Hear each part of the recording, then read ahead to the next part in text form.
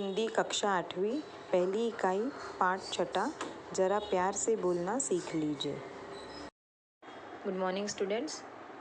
आज हम कविता पढ़ेंगे।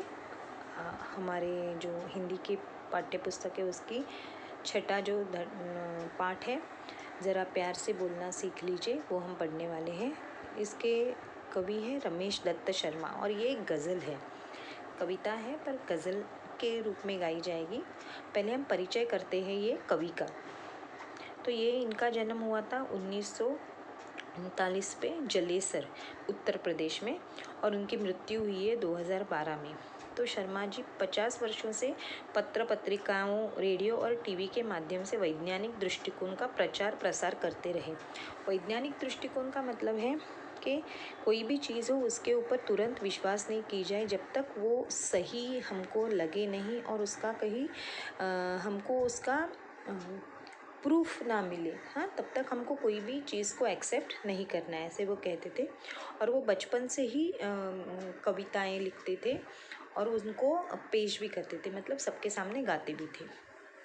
तो ये जो गज़ल है, प्रस्तुत गज़ल, ये जो गज़ल है उसमें शर्मा जी ने क्या कहा है कि हमको सबसे कैसे प्रेम से बोलना है, सही समय पर बोलना है, बोलने से पहले हमको विचार करना है कि हम जो बोल रहे हैं वो उचित है, मतलब करेक्ट है, ये वक्त सही है क्या बोलने का, ये सब हमको विचार करके फिर हमको बोलना चाहिए, ऐसे उन्होंने कहा है। तो हम एक एक पंक्ति लेके उसके बारे में अभी पढ़ते हैं। वाणी में शहद घोलना सीख लीजिए, ज़रा प्यार से बोलना सीख लीजिए। तो क्या कहते हैं, वाणी, वाणी मतलब तुम्हारी जो ज़ुबान है, तो ज़ुबान कैसी होनी चाहिए, एकदम शहद की तरह मीठी बात करनी चाहिए हमको। हाँ, किसी को कुछ भी कहने से पहले हम हमेशा ऐसे हमको सोचना है कि हम सबसे प्यार से बात करें, किसी से भी हम कड़वाहट से, गुस्से से, चिढ़ के बात ना करें। जितना हो सके हम दूसरों से प्यार से बात करें। चुप रहने के यारों बड़े फ़ायदे हैं, ज़ुबान वक्त पर खोलना सीख लीजिए। तो चुप रहने के फ़ायदे मतलब ऐसे नहीं कि हर बात हमको बोलना ही पड़ता है। ऐसी भी बहुत सारी सिचुएशंस होती है जब हम ना बोलेंगे तो बेहतर होता है। ना बोलेंगे मतलब बोलेंगे नहीं, चुप रहेंगे तो वो बेहतर होता है सबके लिए, हमारे लिए भी और बाकी सबके लिए। मतलब अगर किसी ऐसी कोई तुम्हारे दोस्त कोई प्रॉब्लम में हैं और अगर तुम उनका नाम लोगे तो उनकी प्रॉब्लम और ज़्यादा बढ़ सकती है। तो ऐसे वक्त पे अगर तुम चुप रहोगे तो दोनों की प्रॉब्लम तुम्हारी सॉल्व हो सकती है। तो कोई जगह पे हमको चुप रहने में फ़ायदा होता है हमारा, तो वो कहाँ पे हमको चुप रहना है ये समझना चाहिए। ऐसे नहीं कि सब जगह पे हमको चुप रहना है। ज़ुबान वक्त पर खोलना सीख लीजिए, मतलब सही वक्त कौन सा है जब हमको बोलना है वो भी हमको पता होना चाहिए। कुछ कहने से पहले ज़रा सोचिए, ख्यालों को खुद तौलना सीख लीजिए।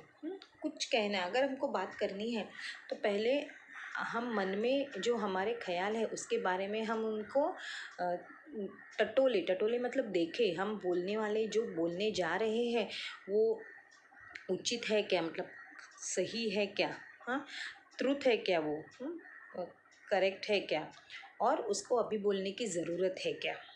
ये 3 चीज़ें हमको हमेशा ध्यान में रखनी चाहिए। जो हम बात कर रहे हैं वो बात ट्रुथ है क्या, हमने वो देखी हुई है क्या, या सुनी सुनाई बातें हैं। सुनी सुनाई बातें हमको नहीं कहनी चाहिए किसी से भी। मतलब किसी ने तुमको ये कहा, हाँ, तुमने किसी से दूसरे को कहा, तो इससे क्या होता है, रूमर्स फैलते हैं, अफवाहें फैलती है।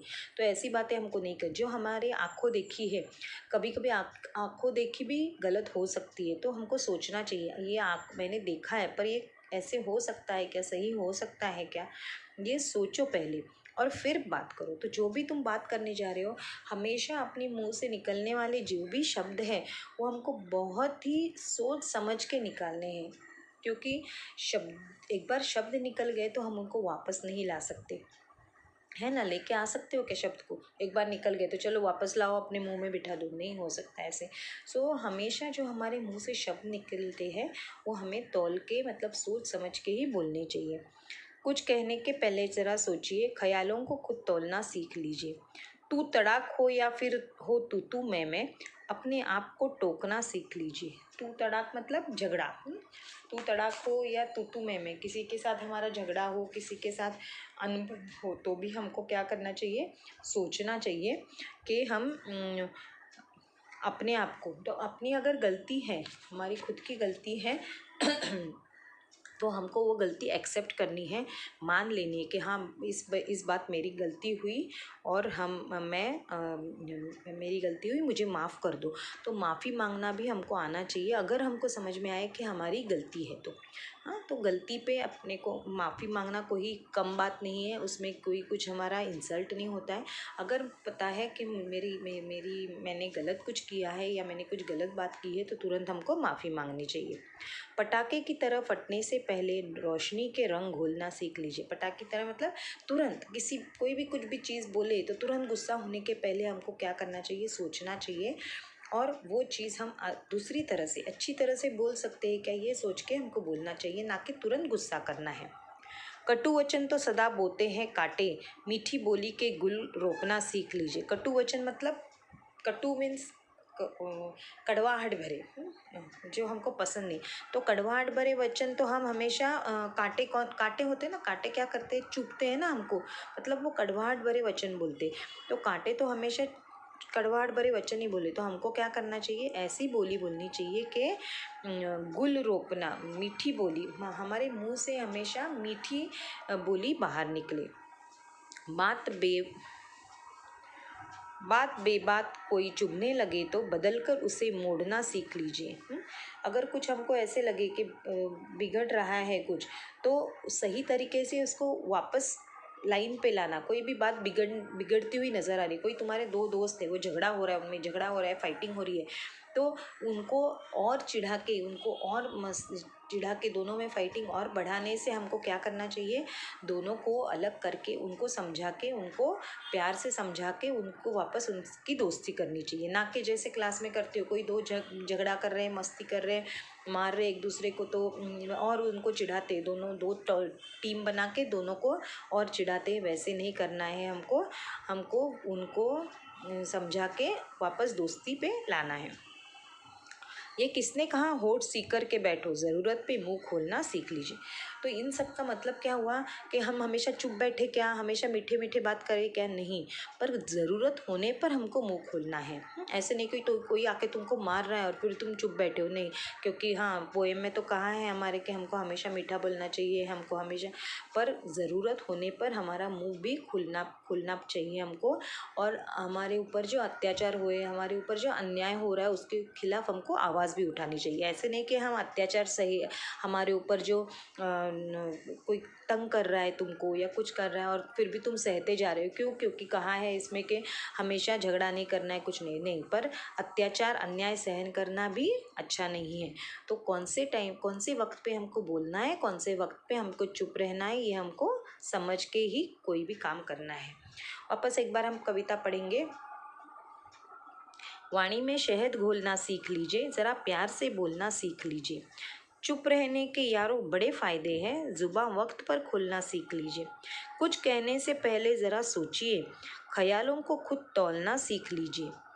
तू तड़ाक हो या फिर हो तू मैं, अपने आप को टोकना सीख लीजिए। पटाखे की तरह फटने से पहले रोशनी के रंग घोलना सीख लीजिए। कटु वचन तो सदा बोते हैं कांटे, मीठी बोली के गुल रोपना सीख लीजिए। बात बेबात कोई चुभने लगे तो बदलकर उसे मोड़ना सीख लीजिए। ये किसने कहा, होठ सीकर के बैठो, ज़रूरत पे मुंह खोलना सीख लीजिए। तो ये कविता, ये जो गज़ल है, इसकी ये हमने पढ़ी, इसके मीनिंग भी हमने पढ़ा। हाँ, अब ये वीडियो देखने के बाद मैं इसके क्वेश्चन आंसर्स भी आपको भेजूंगी। हाँ, तो वो भी आप लिख लेना और ये गज़ल को याद करना।